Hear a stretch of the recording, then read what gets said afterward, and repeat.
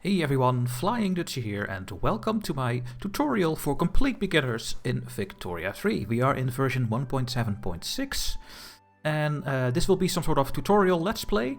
I will play the game and I will explain all the game features so that when you are a complete beginner you can start playing this game and you know what you have to do. Now, for a tutorial you can also do learn the game. I am not gonna do this because some things of this learn the game objective you will get quests and journal entries to do. I'm not really agreeing with, so I will do a normal sandbox game. But yeah, the goal of this game are more or less these things here. So an egalitarian society, an hegemony, and economic dominance. This game is a simulation. It's a dynamic simulation of pops and industry, and you can make your own objectives in this game. But I will do a sandbox game, and I recommend you to play as or Belgium or Sweden for your first game. We are going to go with Sweden. There are some reasons for it, but Sweden is just a little bit more peaceful. Belgium as well, by the way, they are guaranteed by Great Britain, for example, and I think France as well, and Prussia. But Sweden is, I think, also a good way to start and learning the game. So let's just jump in. Don't look at this, doesn't really matter. You can see our diplomatic status at the moment. We have a trade agreement with Prussia. We have a personal union with Norway. We will integrate Norway later in the game. And let's just start. Okay, and we are in the game. Now, don't get overwhelmed by all the information you see. We will just go over things when we are needing to do this. You can see all kinds of buttons over here as well. I'm not going to go and explain everything, then it will become a lecture. I'm just going to play and do the things that I almost always do at the start of every game. And explain why you need it and what it is going to do. Before we do this, by the way, guys, I also have a EU4 tutorial and a Hearts of Iron 4 tutorial. They are also well received, so I will put a link up here and also in the description of the video and in the comment section, so you can take a look at these as well. So yeah, where do we start with a new game? Well, the game is all about building, in my opinion. You have populations of your country, and those pops need a working place. And they need to try to establish themselves, get better jobs, so you get more economy, and so on. So we need to build buildings. And when we look at our current situation, you can also see a couple of things you can try to tackle. Now, ignore this artillery at the start of the game, because we only have 5 or 6 artillery that we need for our army at the moment. We have 30 regiments, are they called, or battalions, I don't know. So this doesn't really matter. I'm gonna click that away actually. And yeah, the first thing as Sweden that you really would like to do is make sure that you are going to get your construction sectors and that you get more infrastructure. So you can also click on your states. We have 4 states as Sweden. We have Norrland, we have Svealand, we have Götaland, and we have Scania. Oh, we have 5. And we have Jutland. So we have 5 states as Sweden. These states have their own prices for goods, but they also contribute to the market itself. And as you can see when you click on some of these states, then for example our capital, Svealand, we are using 42 of 45 infrastructure. And we don't want to get negative infrastructure. So what we really need to do as Sweden is make sure that we do something about the infrastructure. And early on we can do this with some of our things that are up here. But we also need to research things that will increase this with trains and railroads. So that's going to be the focus of Sweden. And the same over here, 24-25, so we have no spare infrastructure. As you can see over here, there are a couple of things. We have bureaucracy. Bureaucracy is mostly needed for enabling institutions. There are a couple of ways you can get this, different production methods of your government buildings and so on. We will take a look at our buildings soon. Just make sure that you have a surplus of bureaucracy. just a tiny bit. You want to use it. Having excess bureaucracy is only giving a bit of state construction efficiency. It's nice, but it's more important that you use your bureaucracy and don't sit on 1,000 or 500 even and not spending it. Now then we have authority over here. Authority is used for doing decrees. You can use it for consumption taxes. We're already collecting consumption taxes on liquor at the moment. And you can also use it to help your groups, your interest groups, which we won't talk about this episode, I think. Well, I actually will talk a little bit about it, because at every start of the game, what I do with my authority is go to the intelligentsia and then right-click it, and I will bolster these. All of my games are, well, almost all of my games are having the goal to reform. And you can only reform with an intelligentsia. Also with the industrialist a little bit. Because the landowners and the church and the petite bourgeoisie and the rural folk at the start of the game don't like change. They don't want to change anything. They just want to stay how everything is. The intelligentsia like to become liberal and anti-slavery and republican. And the industrialists like market liberalism, for example. So these two groups at the start of the game, you want to become stronger. So I spent 500 of my authority to bolster my intelligentsia. So they get a little bit more clout. And the more clout, the more powerful they are.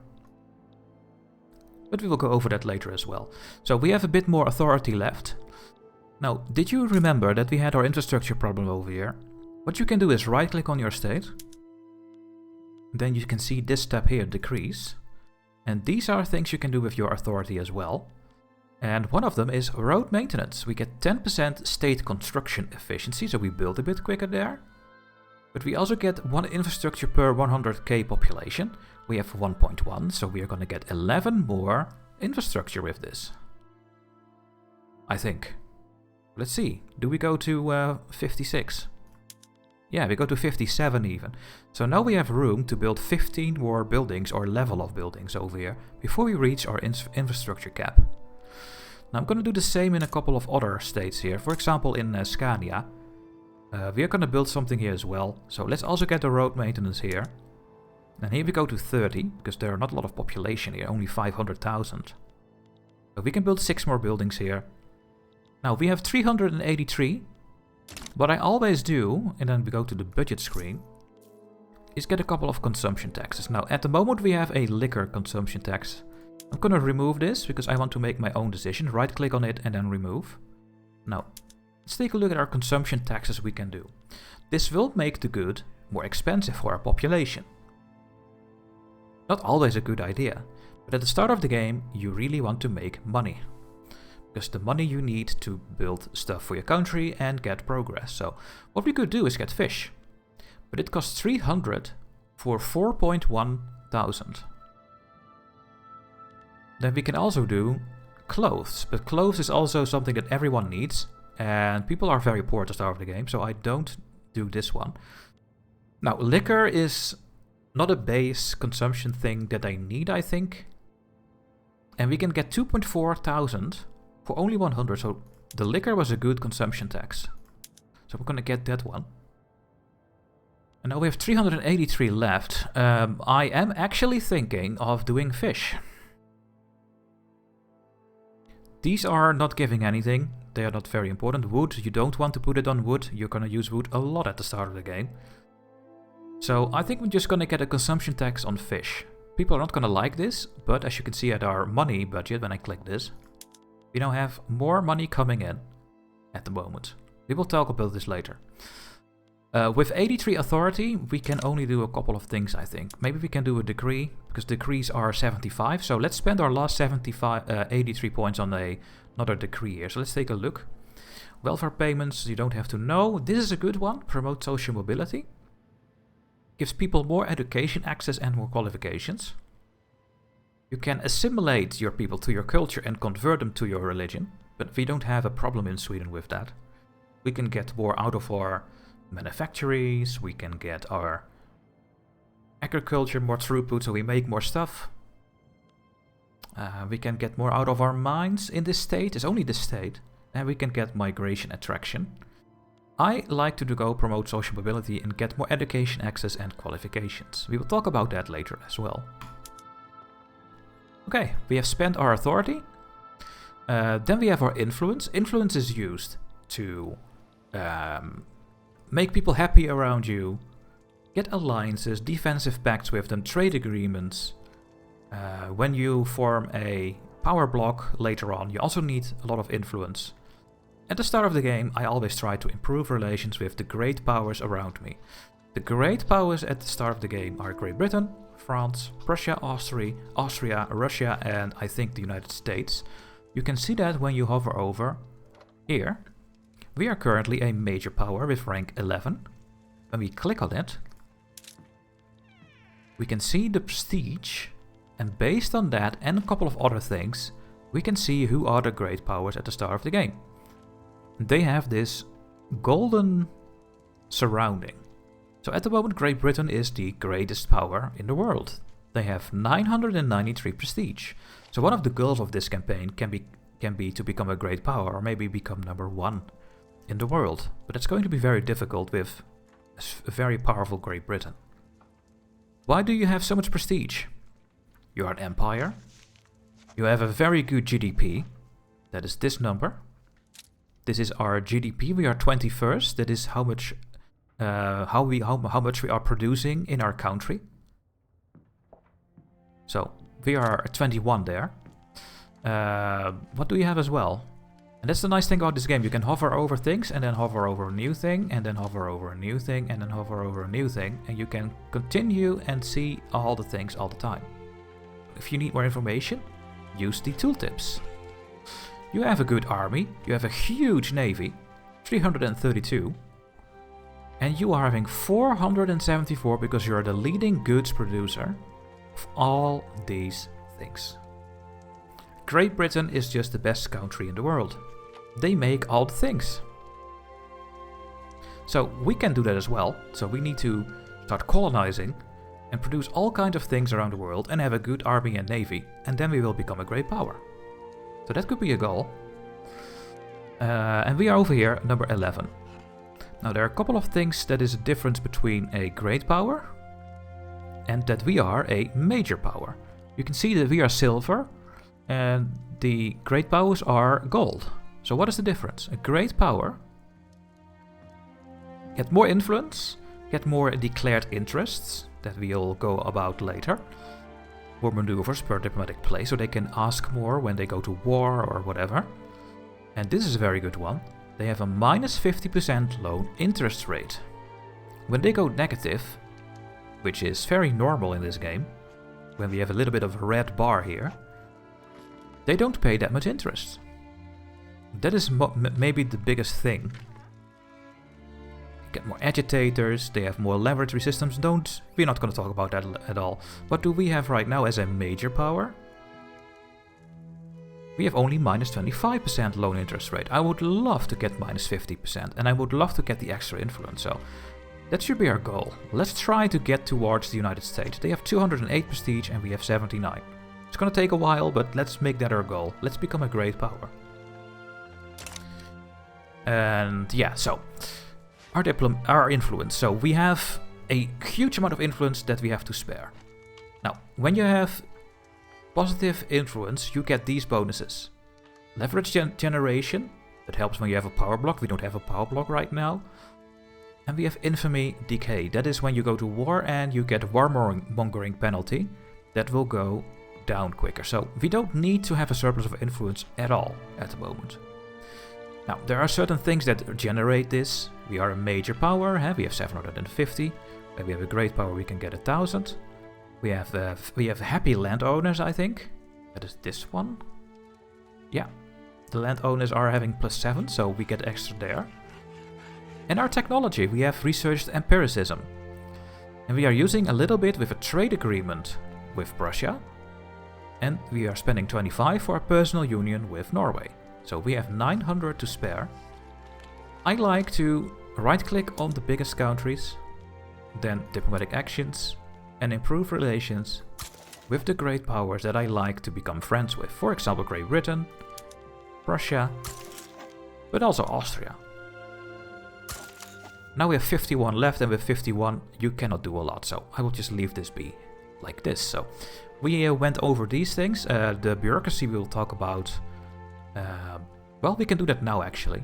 So we have a spare 116, right? You can spend it, and the tooltip will tell this, I guess.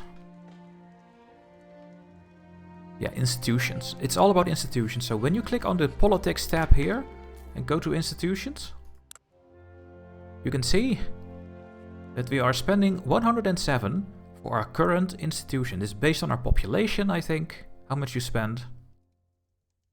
Yeah. So at the moment, we have church education at the moment. We want to go to public education later. And this makes the church more powerful. We don't like that. Churches are backwards.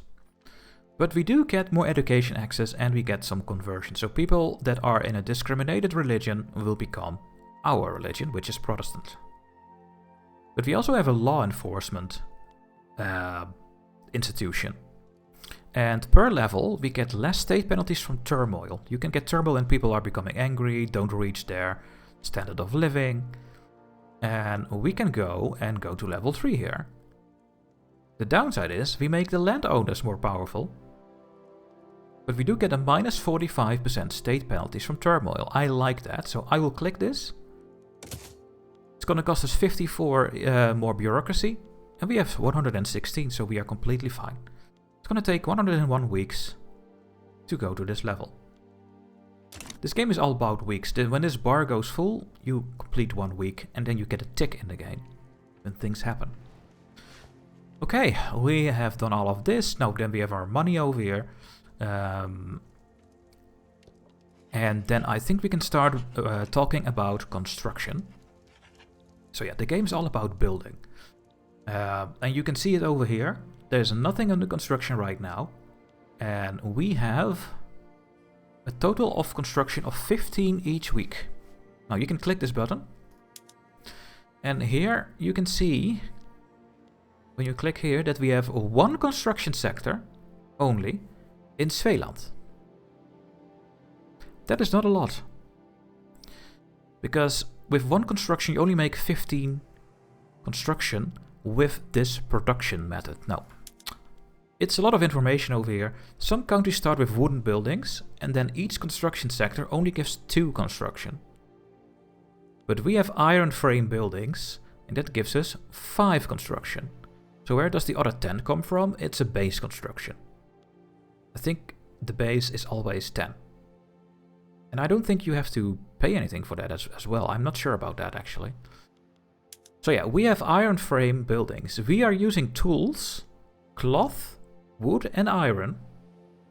And these jobs to make construction to build other things. Now, this construction sector is in our capital, Svealand, over here. And when you click this button, we will go to the construction sector in Svealand. And here we can see the details. At the moment, it's a level 1 construction sector. On production 2, iron frame buildings. Later on, we can get steel frame buildings. Then we need to make steel and explosives that we can build quicker. 5,000 people are at the moment employed over here and get a wage.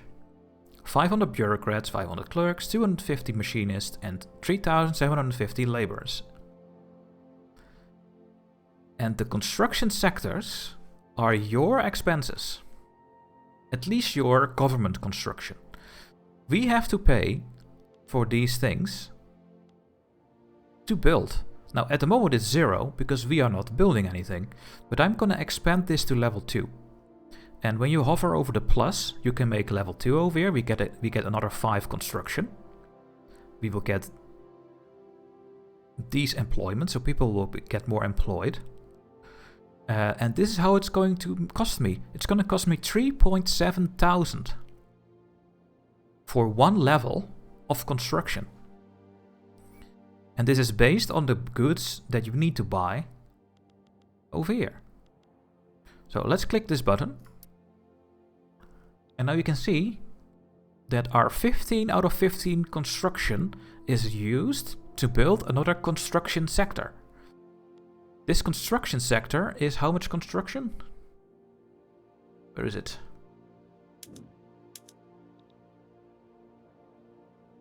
Not sure, it doesn't tell me here, I think. Can I see it here?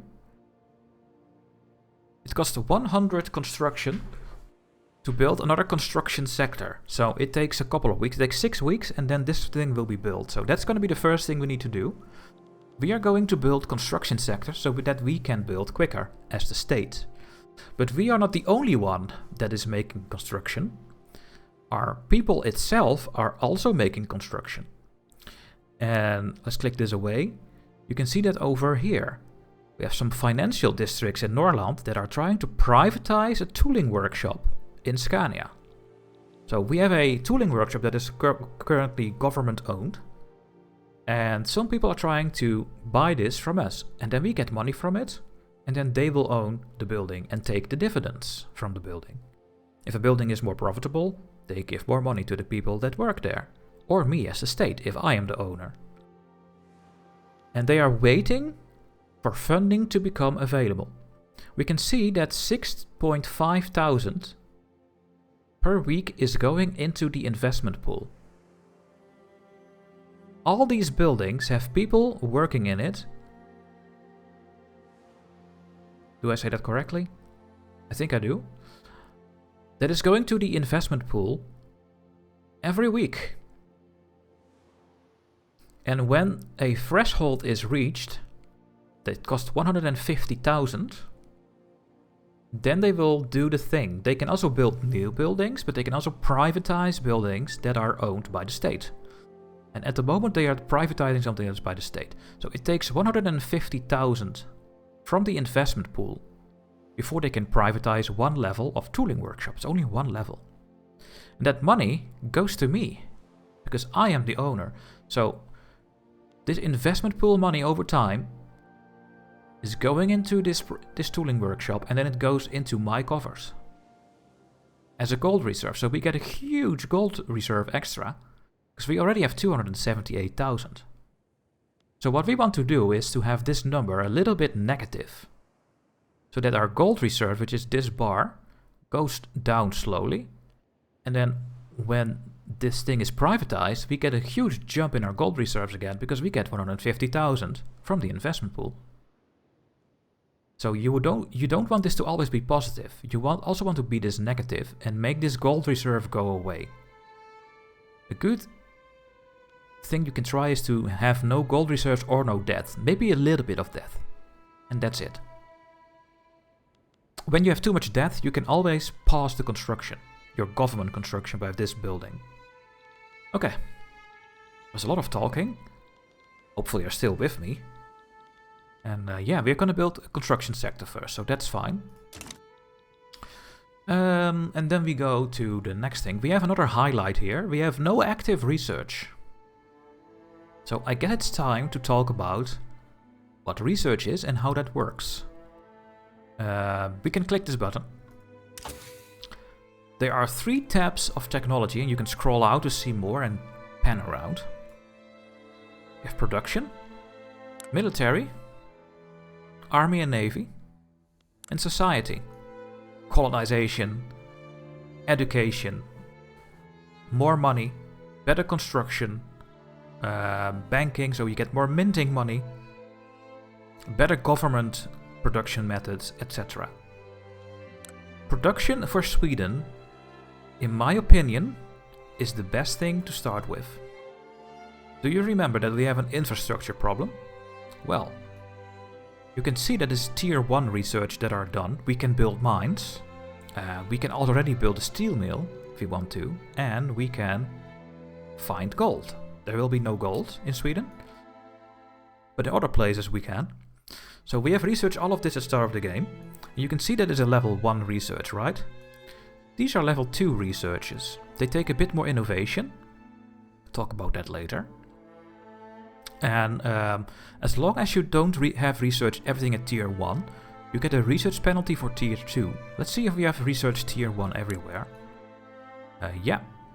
all the tier 1s are done. You can also see the difference in color. Do you see that this is darker, and this is lighter, and this is darker, and this is lighter, and this is darker on the background?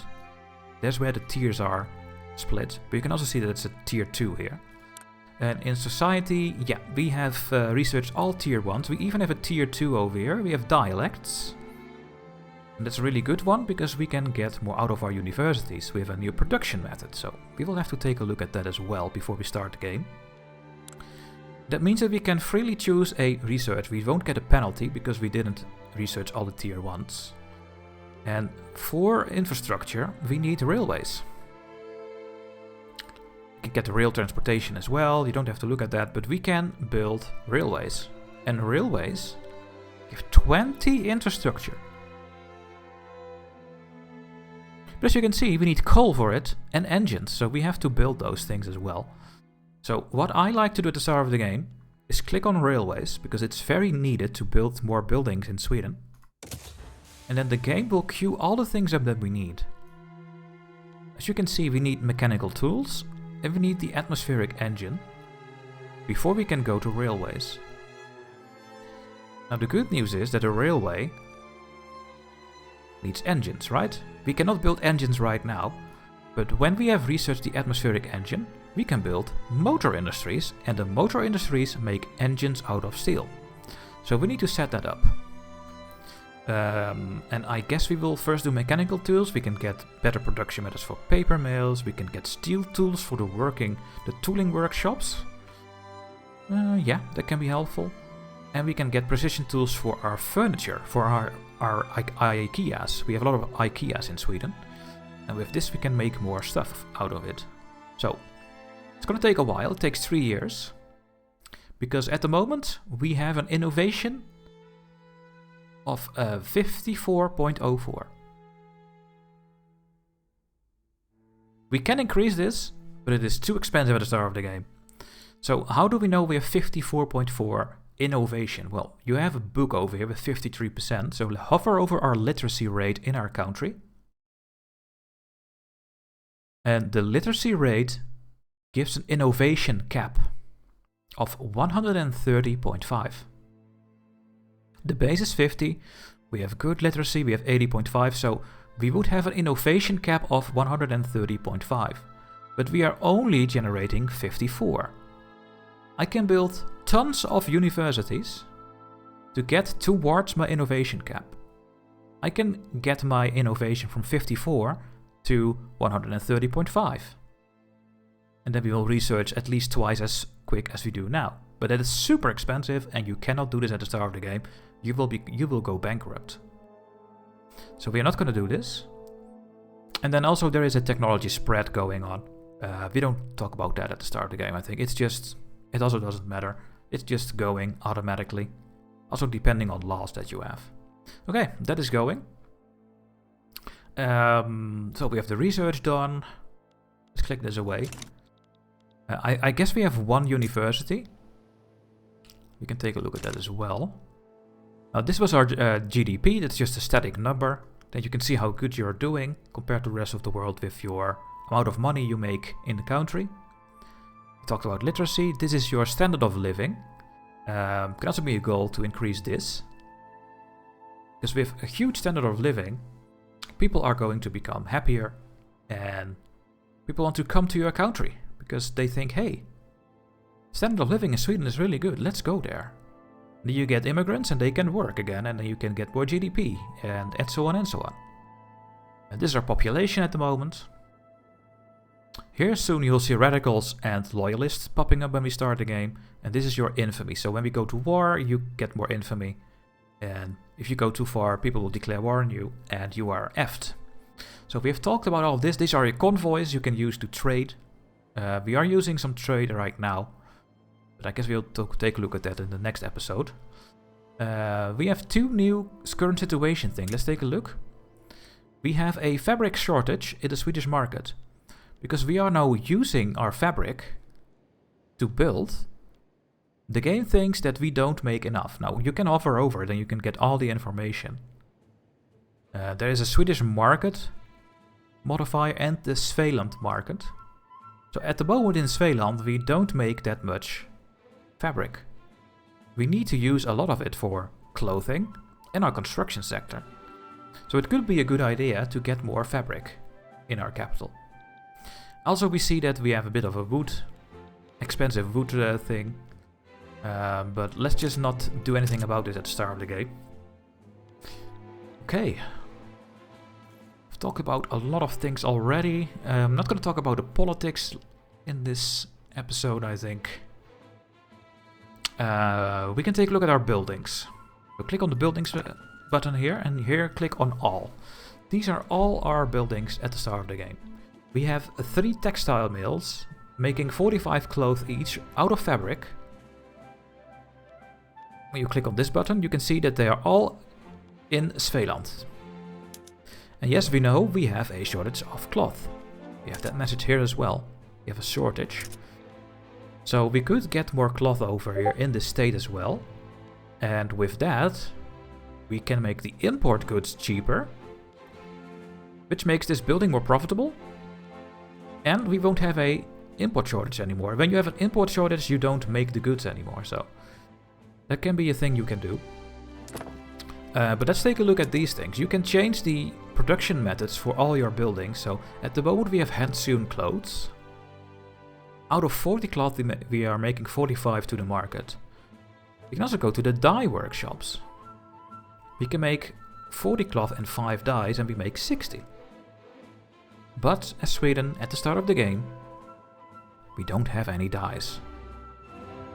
Now there are a couple of things you can do to get this. You can conquer countries, you can colonize, and you can trade with other countries. So what we could do is go to this one and then try to get dyes, for example, from Great Britain. And then we can actually make more clothing. There are things you can do. We have 1 tooling workshop in Scania doing wrought iron tools. We have 3 paper mills. Paper is used for your government buildings and your universities. We have 1 shipyard that is making clippers. We have 1 military shipyard that is making man-of-wars for our navy. Now we have only 18, so we could maybe get a little bit more. We have 1 building. We are making some small arms in Scania. We have rye farms. We have 9 farms in the country. 2 in Svealand, 3 in Götaland, and 4 in Scania. At the moment we have only simple farming. We can go and maintain single crop, but then we don't make liquor. We can also make apple orchards. And then we make a little bit more sugar. Let's keep it how it is. We have a couple of livestock ranges. Those livestock ranges are actually making a little bit of cloth because we have sheep. So what we could do is build some livestock ranges in the capital to make more cloth. This could be a thing to help the cloth problem. We can also go to the butchering tools. But you can see, at the moment we have this. And we are going to use more tools. Now, we don't have that many tools at the moment in the country. So I'm not going to do this at the start of the game. And we don't need that much meat. We have 7 iron mines, 5 in Svealand and 2 in Götaland. A couple of barracks, naval base. We have urban centers. They give services for your people. We could go to the market squares, but we don't make any glass at the moment in Sweden. So not do that at the moment. We have unlit streets, but we can also make gas street lights. Then we make more services, but our services are normal price, so we don't need to make more at the moment, so I'm not gonna go and do this one. We have a couple of ports. Now ports are also a building that can help with infrastructure, but they are already at the maximum level. For example, in our capital in Svealand, where we have infrastructure problems, we have 1 level, and it is on a cargo port. That is the highest level we can. And it already gives 5 infrastructure. If we can go to the industrial port later on, we get 7.5. But therefore we need steamers, and that's going to take a long time. Also in Jutland we have the level 1, an anchorage. I really recommend, and I really do, to never put everything on the cargo port. It's going to be too expensive. So on Götaland, I keep it on the anchorage. The other ones keep this one because we need the infrastructure and we need a little bit of convoys. So we keep that mixed. Then we have our government administrations. They are already on the filing cabinets. Sometimes you start on the simple organization, but you can see you get way more bureaucracy and taxation capacity from it. So it's nice that we have the filling cabinets here. These are a couple of things you cannot change right now because of law changes. This one we can. At the moment we have an administrative clergy, which means we have 250 bureaucrats and 250 clergymen employed. We can go to a secular administration. This is going to fire 500 clergymen and we get 500 more bureaucrats. Why would I do this? Well, we don't like clergymen. Clergymen are mostly part of the Church of Sweden. We don't want them to be in power. When we take a look at the bureaucrats, they are mostly part of the intelligentsia.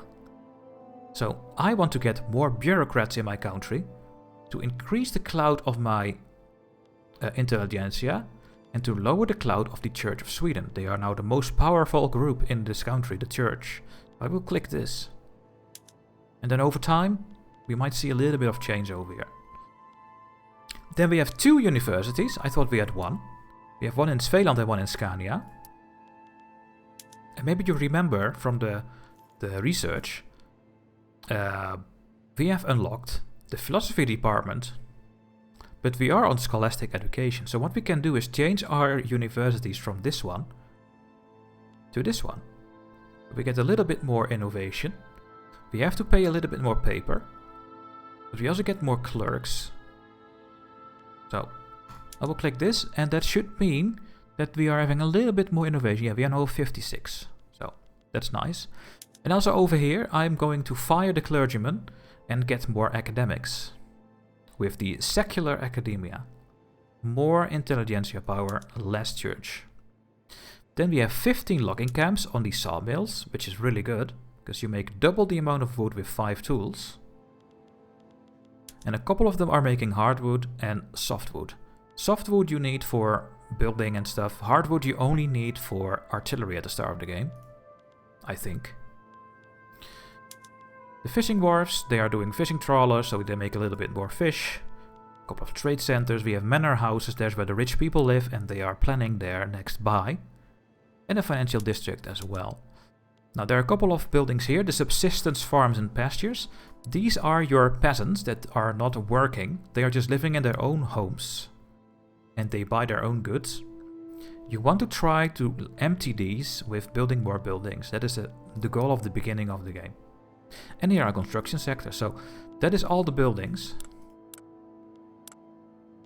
that we have at the moment in Sweden.